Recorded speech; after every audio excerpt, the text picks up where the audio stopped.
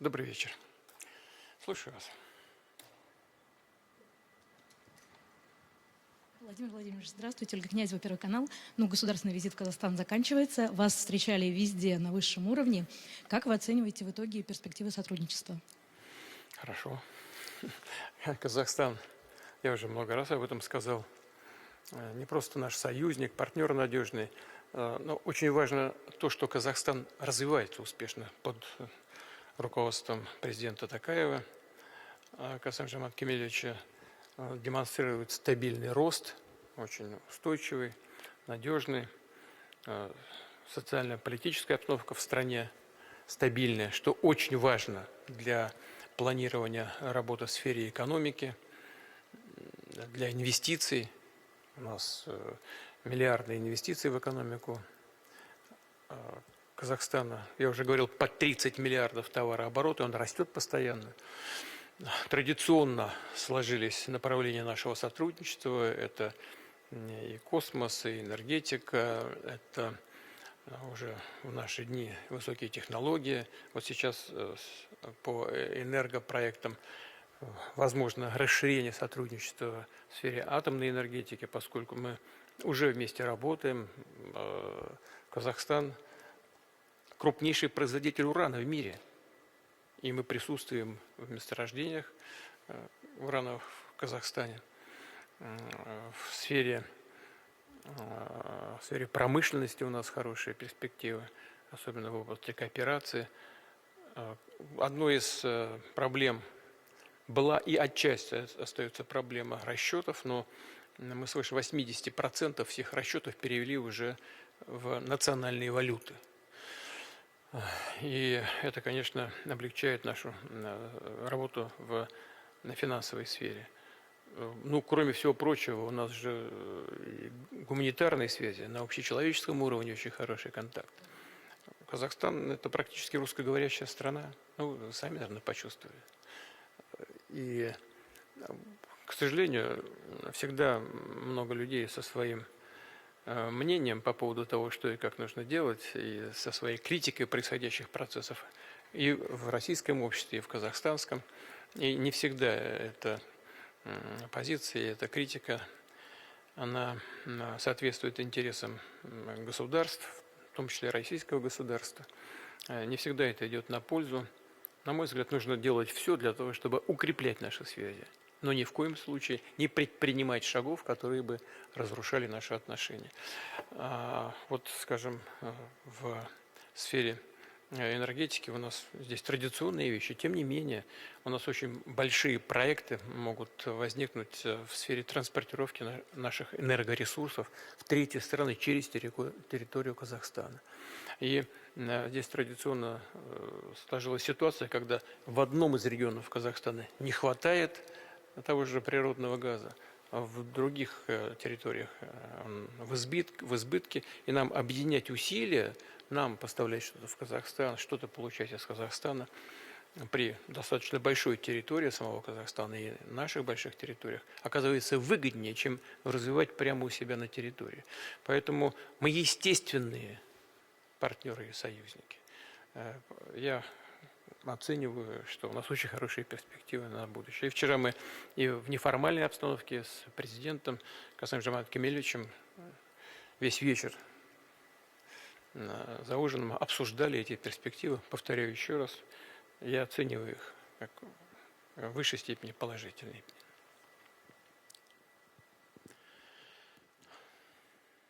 Добрый день, телеканал «Россия», Алексей Головко. Вы же сказали про уран, но все же в Казахстане в этом октябре прошел референдум, на котором подавляющее большинство граждан высказало за строительство АЭС. Насколько мы знаем, подрядчик еще не выбран. Вот касались вы конкретно этой темы в беседе с господином Токаевым, может быть, вы как-то подсветили достоинства Росатома? Спасибо. Да, конечно. Мы уделили этому достаточно много внимания в ходе переговоров вчера в узком и в широком составе. Казахстан, если он будет осуществлять свои проекты в области атомной энергетики, то, конечно, как любой заказчик, вправе выбрать наиболее приемлемые для себя технологические решения и финансовые схемы.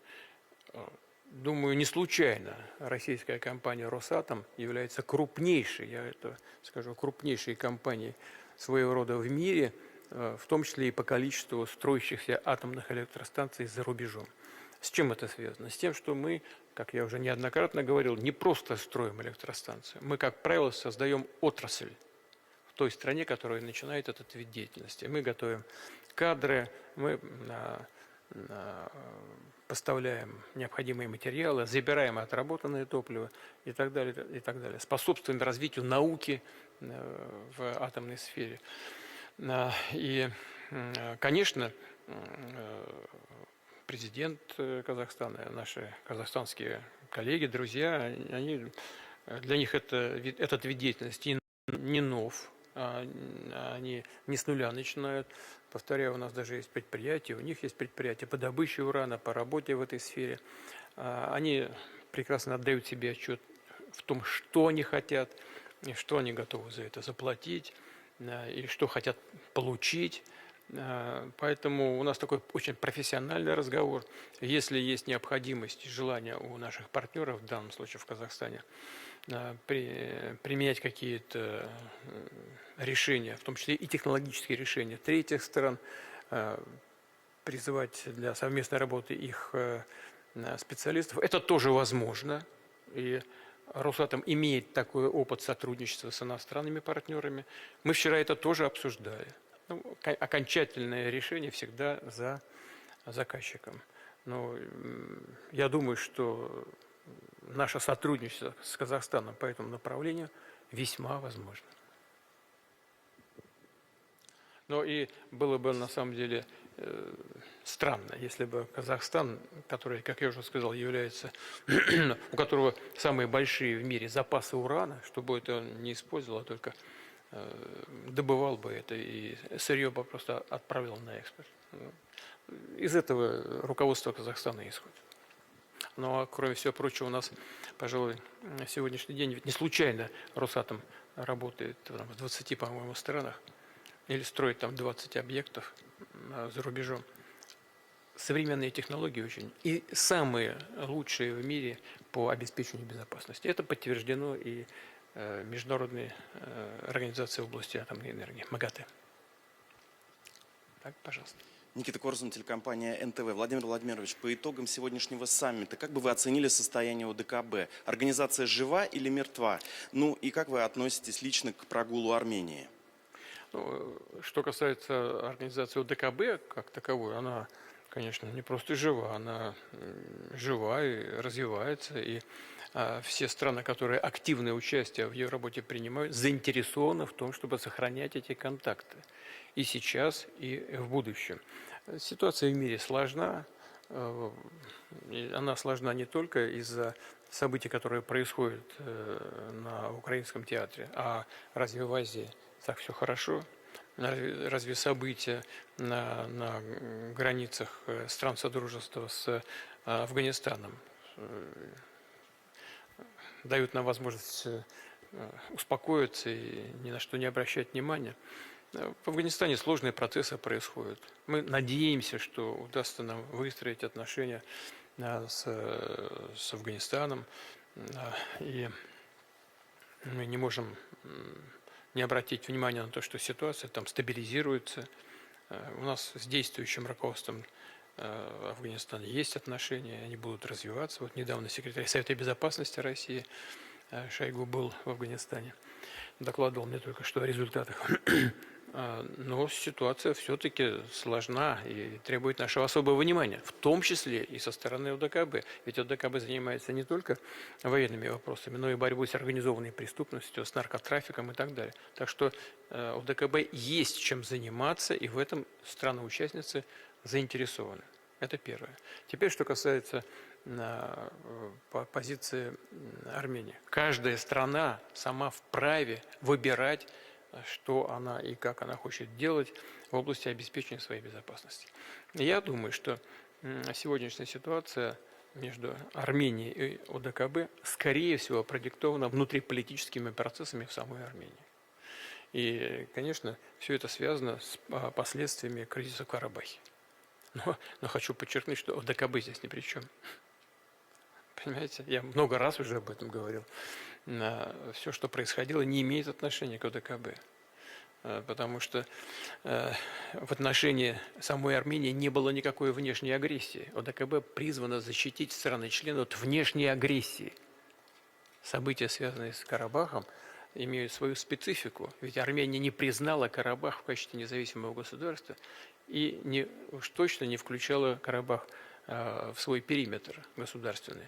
Значит, все, что происходило в Карабахе, с юридической точки зрения к Армении прямого отношения не имеет. И поэтому претендовать на то, что ОДКБ должно было воевать на территории этого анклава, как-то несколько странновато. Ну, не так ли, правда? Ну, конечно. Но, тем не менее, это очень чувствительный вопрос. Это со стороны всегда легко, значит, давать какие-то оценки. Внутри всегда все сложнее. Повторю еще раз, на мой взгляд, любая страна, член организации, должна сама для себя определить, что соответствует ее национальным интересам. И мы будем относиться к этому с уважением. Ну, первое. А второе, Армения же не заявила о выходе. Во всяком случае, пока. Она заявила, что берет паузу, но при этом она поддерживает все документы, которые принимаются в ходе и сегодняшней нашей встречи, сегодняшней сессии переговоров, и обращает наше внимание именно на это. Но если это так, значит, существует возможность, что Армения вернется к полноформатной работе в рамках этого объединения. Посмотрим. Повторяю еще раз, значит, решение в конечном итоге, конечно, за страной-членом организации. Да, пожалуйста. Алена Нефедова, газета «Известия». Владимир Владимирович, сегодня, выступая на заседании в узком составе, вы заявили, что Москва дала ответ на продолжительное уже использование американских ракет для нанесения ударов по территории России. При этом Двукратное, после ответа уже состоявшимся Орешником. После этого еще дважды использовались атакам с Курской области. Ну, так, ущерб минимальный, но, тем не менее, сам факт использования, конечно, мы не можем на это не обратить внимания, тем более, что ущерб-то есть. Вот и при этом вы подчеркнули, что Москва готова отвечать на дальнейшую эскалацию со стороны Запада. Не просто подчеркнул, я сказал, что мы это сделали сегодня ночью. Да, и в связи с этим вопрос. Наш вопрос... Сейчас, секунду. Да, и в связи с этим... Вопрос, какие меры готова использовать Россия в связи с этим? И, на ваш взгляд, есть ли риски и продолжается ли использование западных ракет для нанесения ударов по территории России сегодня? Ну, это нужно спросить у западников, которые это делают. Намерены они это делать дальше или нет? Есть ли риски при ударах по российской территории? Я об этом тоже говорил многократно. Конечно, есть, потому что это означает вовлечение западных стран впрямую, вовлечение в вооруженный конфликт. Ну а как же? Если их специалисты полетные задания закладывают, передают сами себе развединформацию и сами себе согласовывают нанесение ударов по объектам на территории Российской Федерации. Ну, конечно, есть. И я сказал, что сегодня, значит, они получили ответ на протяжении 2 суток примерно. Наши вооруженные силы наносили ответный удар, а сегодня он был достаточно комплексным. 90 ракет было использовано в ударе и 100 беспилотных ударных аппаратов. То есть поражено было 17 объектов на территории Украины, разных, и военных, военно-промышленных, и объектов обеспечения, которые работают на вооруженные силы и на промышленные и оборонные предприятия. И еще раз подчеркнул, хочу еще раз сейчас сказать, конечно, мы будем отвечать на такие акты агрессии в отношении Российской Федерации. Как и когда, каким оружием, это будет зависеть от тех объектов поражения, которые будет выбирать Генеральный штаб Министерства обороны. Потому что для каждого объекта должен быть использован свой подходящий для этих целей инструмент, то или иное оружие. Ну, скажем, наносить удар гиперзвуковой ракеты по какой-то незначительной, казалось бы, цели. небольшой по объему, бессмысленно, потому что это все равно, что из пушки палить по воробьям. Но по значительным целям будем применять те средства, которые есть в нашем распоряжении, в том числе, я об этом тоже сказал, не исключаем и использование орешника по военным, по объектам военной промышленности, либо по центрам принятия решения, и в Киеве в том числе. Имея в виду, что киевские власти сегодня, мною было сказано, продолжают попытки нанесения удара по нашим жизненно важным объектам, в том числе в Петербурге и Москве. Да, пожалуйста.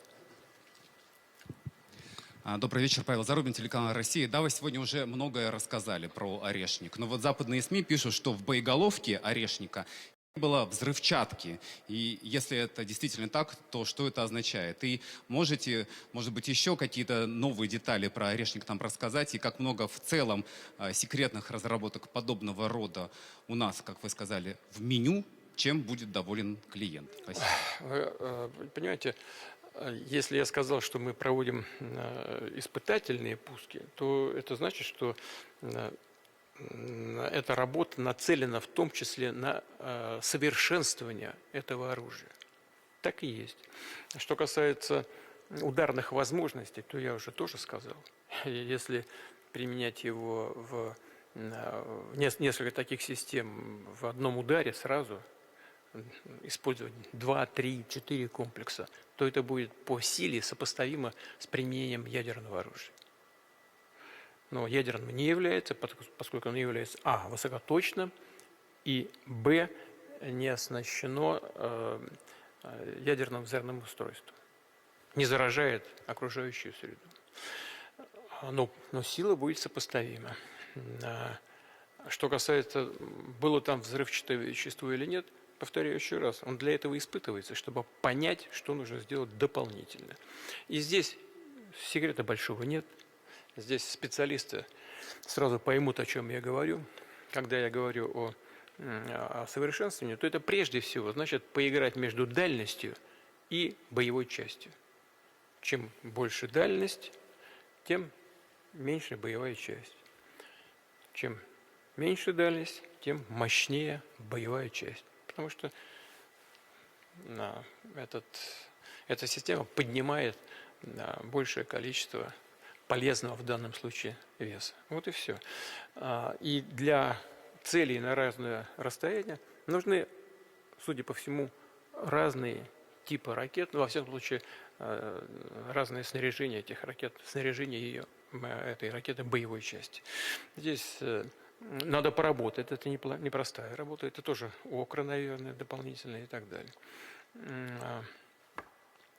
Что касается этой использованной нами ракеты, то в качестве поражающих элементов были использованы соответствующие элементы, они тоже являются поражающими элементами. Я уже говорил, это достаточно мощные элементы, которые разогреваются до температуры 4000 градусов.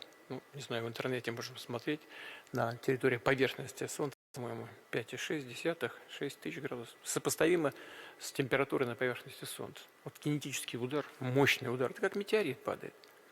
Мы же знаем в истории, как и какие метеориты, где падали и какие были последствия. Но этого оказалось достаточно, чтобы целые озера образовывались, правда? Вот, Тунгусский метеорит, он к чему привел? Известно ведь.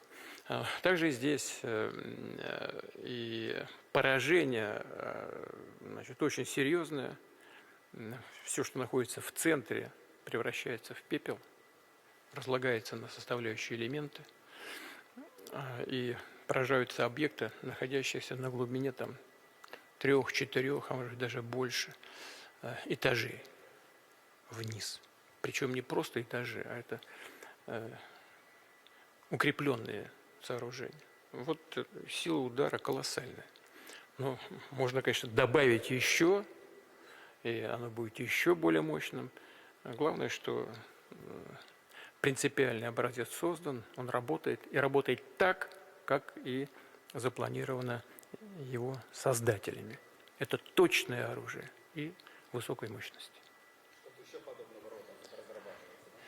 Так вам все и скажи. Но мы же и про орешник сказали только после его испытания. Мы же дотерпели до того момента, когда мы провели это испытание и, по сути, если по-честному сказать, увидели результат. После этого сказали. Ну, куда? Это тот случай, когда суета неуместна. Да, пожалуйста. Сейчас. Агентство ТАСС, Вероника Романенкова. Западная пресса пишет уже, что некоторые политики, чиновники в США и в Европе предлагают вернуть ядерное оружие Киеву. Как вы считаете, насколько реально такое развитие событий? Или это просто какая-то эскалация, пугалки? И если все-таки подобное произойдет, если ядерное оружие будет передано киевскому режиму, то каковы будут действия России? Могут ли быть приняты превентивные меры? И остается ли безъядерный статус Украины одним из обязательных условий для урегулирования? Ну, как вы думаете, на уровне здравого смысла, если страна, с которой мы, по сути, сейчас ведем боевые действия, становится ядерной державой, что нам делать?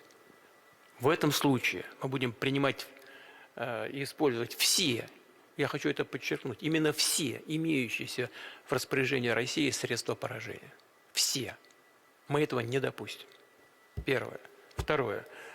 Такие заявления могут делать только безответственные люди, которые ни за что не отвечают и не чувствуют на своих плечах никакой ответственности за судьбы своих стран и мира в целом. И третье. Если официально кто-то будет что-то передавать, то тогда это, значит, будет нарушением всех взятых на себя обязательств в области нераспространения средств массового поражения. Ну а самой Украине мы и это допустим. Мы будем следить за каждым шагом, что там происходит. Это в свое время была очень высокотехнологичная, развитая в промышленном отношении Республика Советского Союза.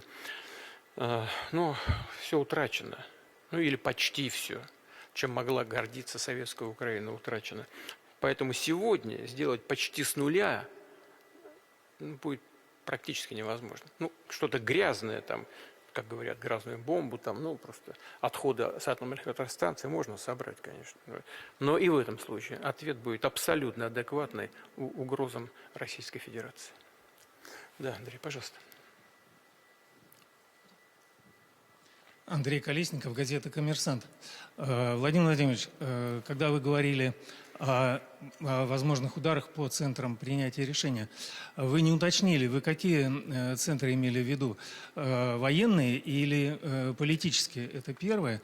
И второе, все-таки вот как Верховный главнокомандующий, как вы считаете, эти удары по центрам, они тоже возможны орешником? Потому что же ничем другим, похоже, и не достанешь. Знаете, в советское время была такая шутка по поводу прогнозов погоды. Вот прогноз такой. Сегодня в течение дня все возможно. Пожалуйста. Здравствуйте, Владимир Владимирович, Юношев Лайф. Доллар и евро на бирже бьют все рекорды. Сейчас, может, немножко откатилось, но цены растут. Рубль ослаб по отношению к тенге. Даже на 80 копеек за минувшую ночь у населения, как минимум участие населения солидный, наблюдается паника. Вы можете назвать нам реальный размер инфляции, реальную, а не номинальную среднюю зарплату в России? И когда мы обуздаем инфляцию? И обуздаем ли ее? Вы Спасибо. решили зажечь. Значит, во-первых, все, что называется Центральным банком в области инфляции, это все реально. Там нет ничего придуманного. А во-вторых, это легко проверяется. Реальная инфляция легко проверяется независимыми центрами, которые оценивают состояние российской экономики и кредитно-финансовой сферы. Так что все, что говорит Центральный банк, вот сейчас сколько у нас? 8,5? Так и есть. Некоторые специалисты считают, что при инфляции 8,5 иметь ключевую ставку 21% слишком много, это завышенная ставка. Но если вы говорите о том, что цены подрастают, значит, все-таки нам необходимо подумать, завышена эта ставка или нет. Есть инструменты, которые позволяют бороться с инфляцией, не поднимая ключевую ставку. Да, они есть. Это различные инструменты Центрального банка по регулированию банковской сферы, связанные там, с обязательными ресурсами, которые банки должны у себя, прежде чем кредиты выдают. Связано это с решениями, в том числе и правительства, по повышению кредитования населения, там, по ипотеке, по кредитам социального характера и так далее. Там много других инструментов. Но именно специалисты Центрального банка в соответствии с действующим законом Российской Федерации должны принимать окончательные решения. Мы посмотрим в ближайшее время. Что касается колебания курса рубля, это связано не только с инфляционными процессами, это связано и с платежами в бюджет, это связано с ценами на нефть. Это очень много факторов сезонного характера. Поэтому в целом, на мой взгляд, ситуация под контролем и чего-то, каких-то оснований для, как вы сказали, для паники уж точно совершенно нет. Ну, да, и в нашей стране, да, и в соседних странах процессы непростые, но они под контролем. Пожалуйста. Добрый вечер, Владимир Владимирович. Екатерина Лазарева, агентство «Урару». Вот недавно у вас состоялся телефонный разговор с канцлером Германии Шольцем. Почти 2 года вы не контактировали. И вообще, стало ли для вас неожиданностью то, что именно Шольц, первым из западных лидеров, вышел с вами на контакт? И какие впечатления у вас сложились от этого разговора? Спасибо. Во-первых, у нас контакты продолжаются. Как это не покажется странным, со многими странами, с которыми у нас очень сложные отношения. Да, у меня не было прямых контактов с руководителями этих стран, но я знаю, что некоторые из них тоже проявляют желание эти контакты возобновить и пообсуждать текущие проблемы, и связанные с событиями на Украине, и в двухстороннем плане, и в общеевропейском контексте. Да, действительно, канцлер ФРГ господин Шольц был первым, который это молчание прервал. Ничего неожиданного для меня здесь тоже не было. Мы сигналы о желании канцлера переговорить по телефону уже получали достаточно давно. Как вы знаете, мы всегда открыты для таких контактов. Мы никогда, и я в том числе, никогда не отказывались и не отказываюсь от таких контактов в будущем. Если желание у кого-то есть, пожалуйста, мы открыты. А что касается разговора с канцлером, то он продолжался достаточно долго, целый час. И в основном это касалось, конечно, событий на Украине, но здесь ничего необычного, я думаю, ни для него, ни для меня не было. Он изложил свою позицию, я свою. И мы остались при своих мнениях по данному вопросу. Несколько вопросов было связано с двухсторонними отношениями. Ну, так как бы больше, пожалуй, вскользь. Но в целом диалог, мне кажется, возможен в будущем. Да, давайте теперь, пожалуйста, девушка. Да, вы, пожалуйста. Ольга Матвеева, радиостанция «Маяк», Вести. Многодетная семья из Набережных Челнов готова назвать ребенка в честь ракетного комплекса «Орешник». И по словам главы семейства Владимира Сухова, его жена сейчас на 4-м месяце беременности, они ждут девочку и готовы назвать ее Орешницей. Скажите, пожалуйста, слышали ли вы об этой новости? И если они это сделают, готовы ли вы, возможно, с ними встретиться? Вы знаете, это их личное, семейное дело. Пусть они еще с бабушкой, с дедушкой посоветуются. Наверное, это будет даже правильнее, чем советоваться со мной. Я занимаюсь своим делом, у них такое событие предстоит. Я хочу будущей маме пожелать всего самого доброго, всей семье. А что касается выбора имени для ребенка, это чисто семейный вопрос. Даже комментировать не буду.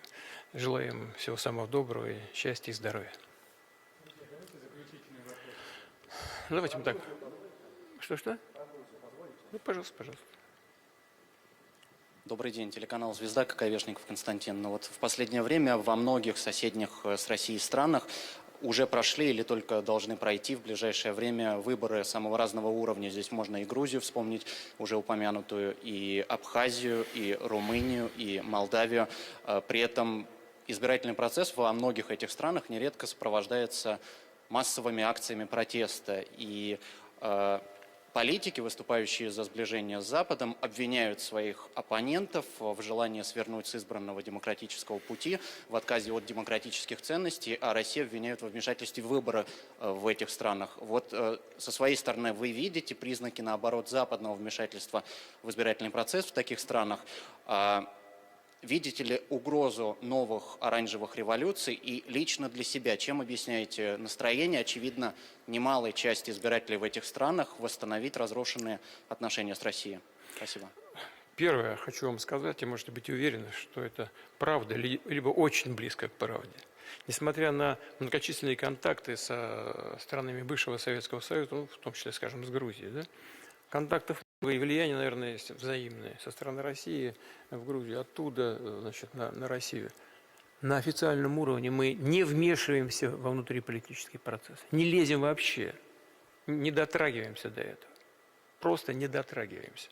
А что касается западного вмешательства, то я не могу сказать этого о наших западных коллегах, что называется, в кавычках. Почему? Потому что если посмотреть, а мы знаем, какое количество участников различных неправительственных организаций, находящихся на заработной плате иностранных правительств, находится, и сколько выходят на митинги, имея в виду и членов их семей, и их друзей и так далее, то очень такая картинка получается реалистичная по поводу толпы или на улице и количество лиц, получающих деньги от иностранных государств за политическую деятельность внутри этих стран. Вот просто объективно на это посмотрите, это же такая полуоткрытая информация. Вот и все станет сразу ясно. Кто платит, тот и заказывает музыку, а они ее исполняют на площадях. Поэтому это вмешательство есть, но я иногда даже, вот когда события в Грузии начались, да, я, честно говоря, с удивлением на это все смотрел и наблюдал. Я удивляюсь, у нас нет с ними отношений, с руководством Грузии, вообще никаких, сегодняшнего руководства. Но я просто удивлялся их мужеству и характеру, который они проявляли, для того, чтобы отстоять свою точку зрения. Сейчас даже не буду там ее давать оценки этой точки зрения. Вот. Ну, в значительной степени схожие процессы проходят и в других странах, о которых вы упомянули. Ну вот, пожалуй, если вас такой ответ удовлетворит, меня добавить нечего. Ну, давайте, раз, два, три. Ну, да, пожалуйста, давайте. Да, пожалуйста. Да, спасибо большое. Хасан Наср, Арти на арабском языке. Господин президент, вы не раз говорили о том, что вы готовы к переговорам по Украине и говорили, какие условия для начала этих переговоров. После того, как Орешник показал свою мощь, ваши условия будут изменены? Вы знаете, может быть, вы просто не точно выразились. Я предварительных условий не формулировал. Я не говорил, что предварительные условия для начала переговоров такие-то. Я просто говорил о наших условиях мира. Вот, на мой взгляд, условия мира долгосрочного, устойчивого могли быть такими, и они подробно изложены в моем июньском выступлении на встрече с руководством Министерства иностранных дел Российской Федерации. Повторить больше нечего. У нас оружия достаточно, хотя, конечно, я понимаю, мы все отдаем себе в этом отчет, что появление такого оружия, как «Орешник», оно укрепляет военные позиции России, потому что это, ну что там, прямо скажем, это не ядерное оружие, а результаты его применения и мощность, особенно если в одном ударе несколько комплексов использовать, я уже об этом сказал, такие же, как применение ядерного оружия. Но это кое-чего значит, правда? Это правда. Но с появлением новых и новых систем оружия наше отношение, принципиальное отношение к урегулированию ситуации на Украине не меняется. Мы по-прежнему готовы, к переговорному процессу, и, разумеется, на тех условиях, которые были мною изложены в выступлении перед руководством МИДа в июне этого года в Москве. Ничего не поменялось. Да, пожалуйста. Глеб Иванов, газета «Аргументы и факты». Мы сейчас в последнее время много говорим о высокоточном западном оружии, об орешнике, но еще один вид оружия, который получил очень большое распространение в ходе СВО, это дроны. Вот в последнее время западные СМИ пишут о том, что ВСУ передадут новые чипы, которые позволят украинским дронам обходить российскую РЭП. Насколько это серьезная угроза? Правдивы ли эти данные, как с этим бороться? И второй вопрос. Вот мы знаем, что в ВСУ дроноводы, те люди, которые управляют дронами, они выведены в отдельный род войск. Вот следует ли нам тоже сделать то же самое? Первое, что касается каких-то новых чипов и другой техники для использования дронов, это возможно. Дроны используются сейчас с обеих сторон очень активно. Очень активно используются и вооруженными силами Украины.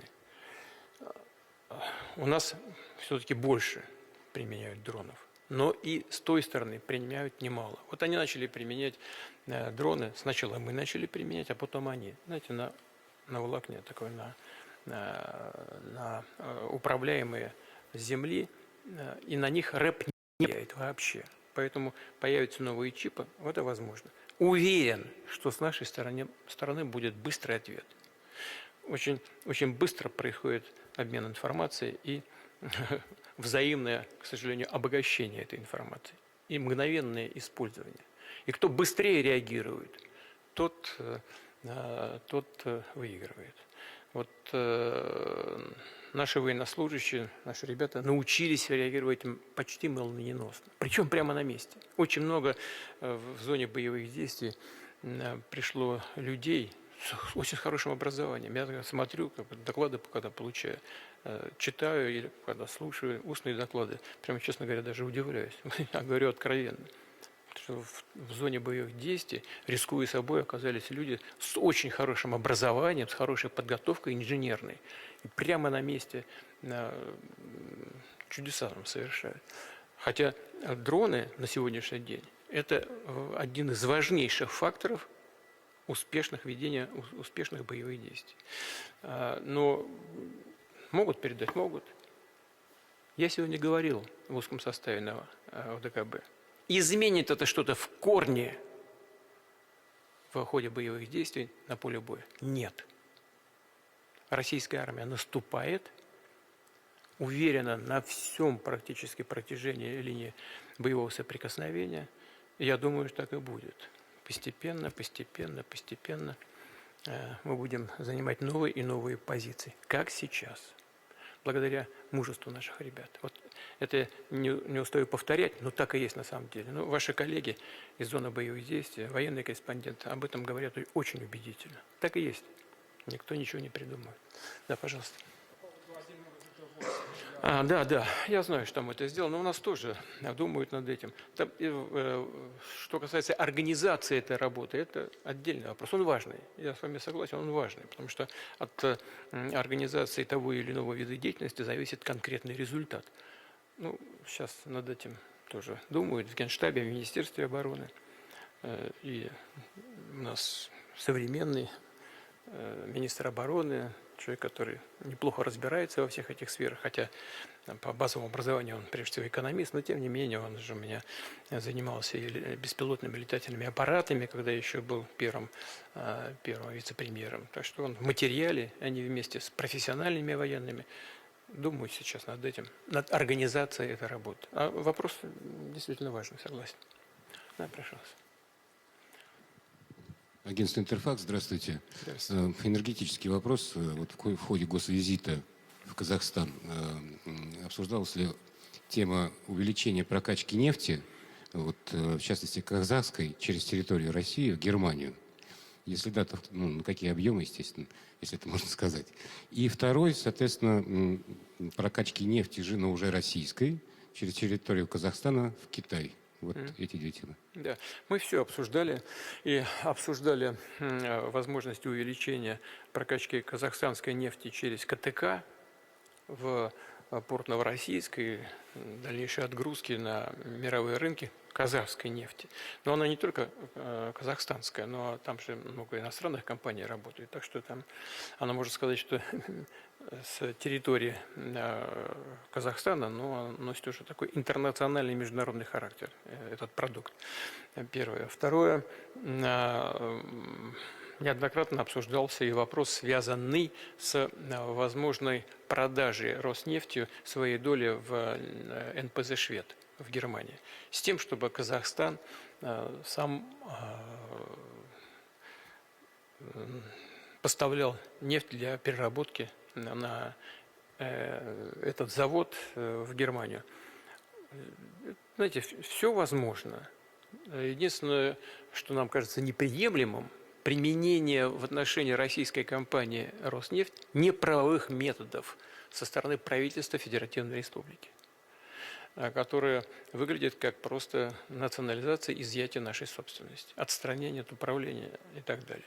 Но это тоже вопрос переговоров, и компания «Роснефть» к этим переговорам готова, как с немецкими регуляторами, так и с их партнерами, так и с любыми другими, в том числе из Казахстана.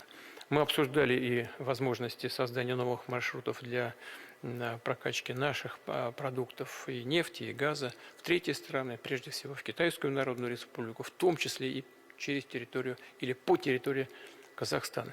Это очень выгодные, интересные, перспективные маршруты и перспективные проекты. Безусловно, они будут способствовать стабилизации в мировой экономике и, конечно, прежде всего в Азиатско-Тихоокеанском регионе. Ну и для нас создать дополнительные возможности для работы на рынках.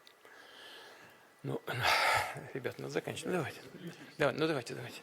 Да, прошу вас. Спасибо большое. Егор Пискунов, телеканал РТ. Сейчас вот вы упоминали немножко канцлера Шольца, а у меня вопрос про другого канцлера. Канцлер Меркель недавно выпустила свои мемуары, и там достаточно много времени уделяет вашим взаимоотношениям. И рассказывает такую историю про то, как-то в 2007 году она прилетала к вам в Сочи и встретила там вашу собаку Кони. Она встретила собаку? Ну, они встретились с вашей собакой, да. Причем многие из нас помнят эту собаку. Милиция с собакой обещала приехать. Нет, собака с милицией обещала приехать. Да?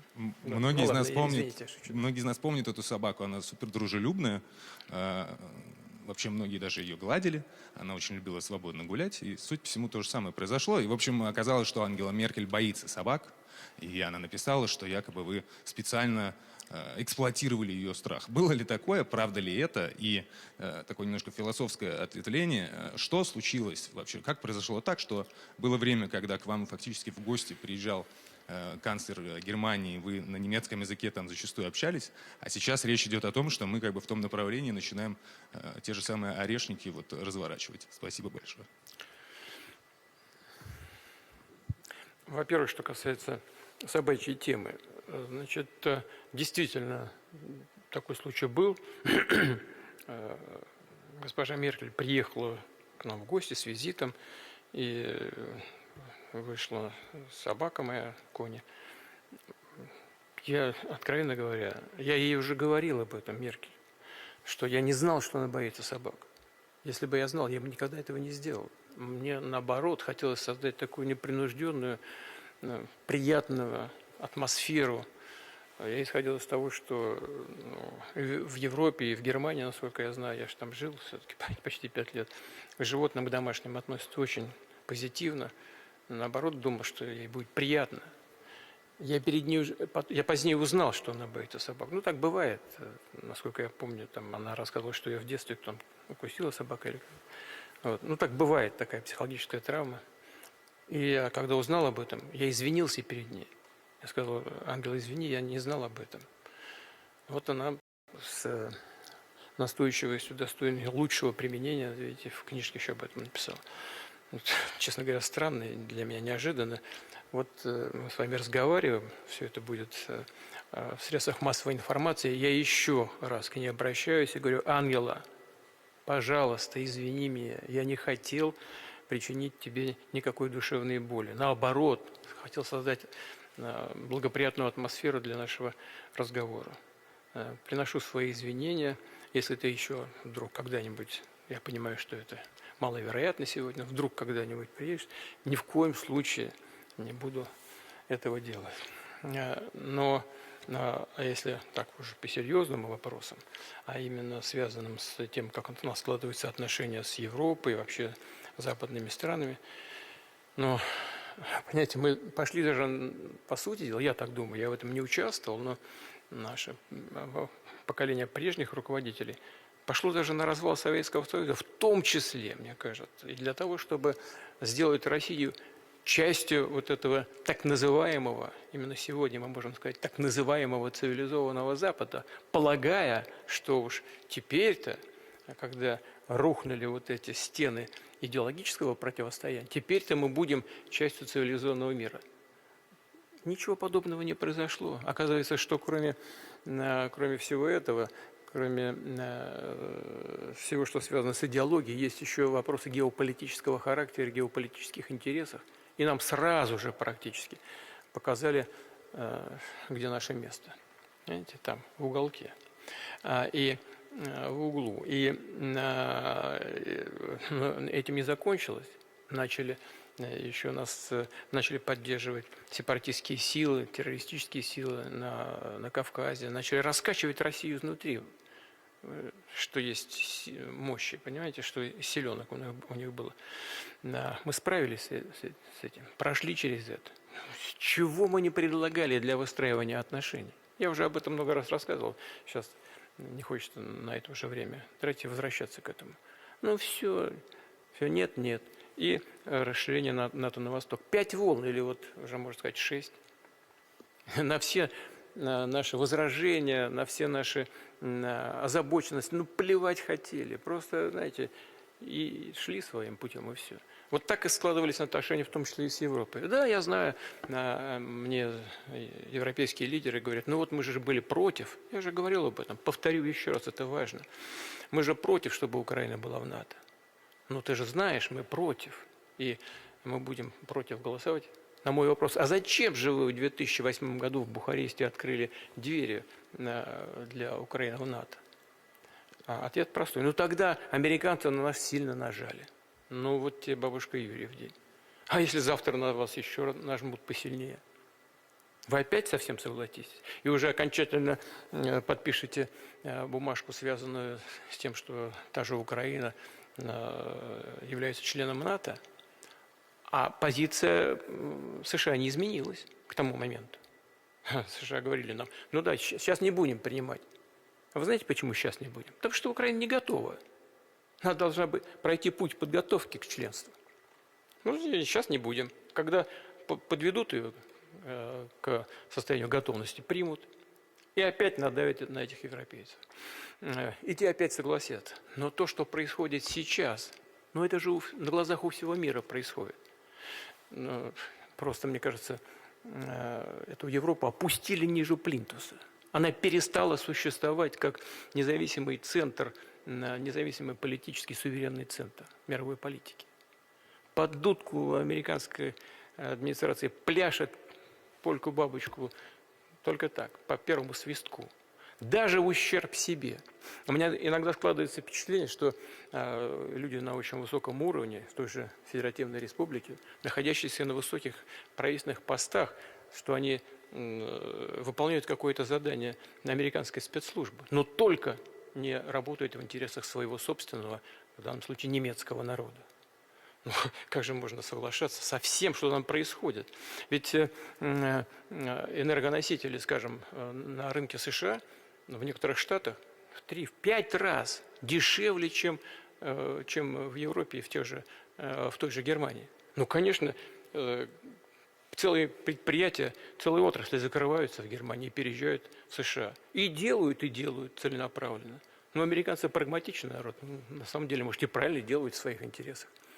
Эти-то Такое впечатление, что если мы скажут, мы вас повесим, у них только будет один вопрос. Веревку самим приносить или вы нам выдадите? Понимаете? Вот и все. Значит, Volkswagen закрывается, да? Металлургические предприятия закрываются, химические предприятия закрываются, стекольные закрываются. Людей уже тысячами сейчас, сотнями, а может тысячами на улице выбрасывают. И ничего. Тишина. Только возня какая-то в текущем внутриполитическом процессе. Ну и как разговаривать с такими партнерами? О чем же договариваться? Поэтому это не наша вина, что наши отношения с Европой так деградировали. Это в том числе и результат внутреннего состояния европейского истеблишмента, европейской политики. Но я надеюсь, что все-таки это когда-то пройдет. И отношения с Европой в целом, с отдельными государствами европейскими у нас восстановятся. В этом заинтересованы и Россия, и наши европейские партнеры. Они не меньше, если не больше в этом заинтересованы, а может быть даже больше. Но я думаю, что все-таки такой естественный интерес к развитию отношений с Россией, естественный, в интересах, извините за повтор тавтологию, своих собственных стран и народов, он все-таки возобладает. Надеюсь на это. Как оно сложится на самом деле, посмотрим. Ну и давайте теперь уж точно завершающий, ладно? Пожалуйста. Здравствуйте. РИА Новости. Если можно, я бы хотела вернуться опять к теме ОДКБ. В соответствии с договором о коллективной безопасности, в случае военной агрессии в отношении любой из стран-участниц, по ее просьбе другие участники организации незамедлительно должны предоставить ему необходимую помощь. Да. Намерена ли Россия в связи с дальнобойными ударами западным оружием по своей территории обращаться с такой помощью к ОДКБ? И, может быть, обсуждалось это как-то сегодня или затрагивался этот момент? И готовы ли участницы ОДКБ предоставить такую помощь? Вы знаете, что касается положения, согласно которому любая страна-участница ОДКБ должна оказывать помощь другому государству, подвергшемуся агрессии, ни у кого не вызывает каких-то сомнений. По сути, каждая страна готова действовать в рамках взятых на себя обязательств. Ну, давайте будем реалистично смотреть на происходящие события. От того, что американским оружием, теми же атакамсами наносятся удары по российской территории, ну что могут сделать другие страны этой организации для оказания помощи Российской Федерации? Ну, это же нереалистично. Но, скорее всего, даже в этих условиях мы в состоянии оказать им посильную помощь. А такие ресурсы и запас прочности у нас достаточны для того, чтобы поддержать наших союзников, если в этом будет необходимость. Ну уж точно, давайте. Владимир Владимирович, Владимир Кулагин, «Ведомости». Вот насколько нынешний уровень эскалации, который начался с разрешения администрации Байдена бить по России атакамсами, должен и может повлиять на возможность установления контактов с будущей администрацией Трампа? Это вообще насколько этот фактор важен будет при выстраивании отношений? Или, может быть, какие-то другие сигналы, которые это затрудняют? Мы не знаем, о чем разговаривали господин Трамп и господин действующий президент на своей встрече. Мы не знаем. И поэтому комментировать это не будем, это невозможно. Но возможны разные варианты. Если действующий президент Байден считает, что он, обостряя ситуацию, повышая градус конфронтации, создает условия для будущей администрации легко выйти из этой ситуации, потому что вновь избранный президент скажет, ну это не я, это же там люди, которые вообще из ума выжили, все, я к этому не имею отношения, давайте поговорим. Ну, конечно, это вариант. Значит, возможна версия, что действующая администрация хочет создать для будущей дополнительные сложности. Такое тоже возможно. Но насколько я себе представляю, вновь избранного президента, он все-таки человек умный, и достаточно уже опытный, он, мне кажется, найдет решение. Тем более после того, как он прошел такое скажем, очень серьезное испытание, как борьба за возврат в Белый дом. Вы знаете, меня, думаю, что вас тоже больше всего как бы поразило даже не то, что в отношении Трампа применялись абсолютно не цивилизованные средства борьбы, абсолютно цивилизованные, вплоть до попытки убийства, причем неоднократного. Кстати говоря, на мой взгляд, и сейчас он не в безопасности. К сожалению, в истории Соединенных... Да, здесь, а что? В истории Соединенных Штатов были всякие разные случаи. Поэтому, я думаю, что он человек умный, уже надеюсь, и осторожный, понимает все это. Но меня все больше поразило, что в ходе нападок на него, в ходе борьбы с ним, не только его самого подвергали унизительным, необоснованным процедурам судебным, обвинениям и так далее, но осуществляли нападки на членов его семьи, на детей. У нас бандиты так не делают. Когда группировки криминальные между собой борются, женщин и детей не трогают, оставляют их в покое, борются мужики между собой. А эти трогали, понимаете? Но это настолько омерзительно, что лишний раз подчеркивает все падение сегодняшней американской политической системы. Тем не менее, страна великая, безусловно. Мы готовы к диалогу с Соединенными Штатами, в том числе и с будущей администрацией. Все, спасибо большое. Всего хорошего.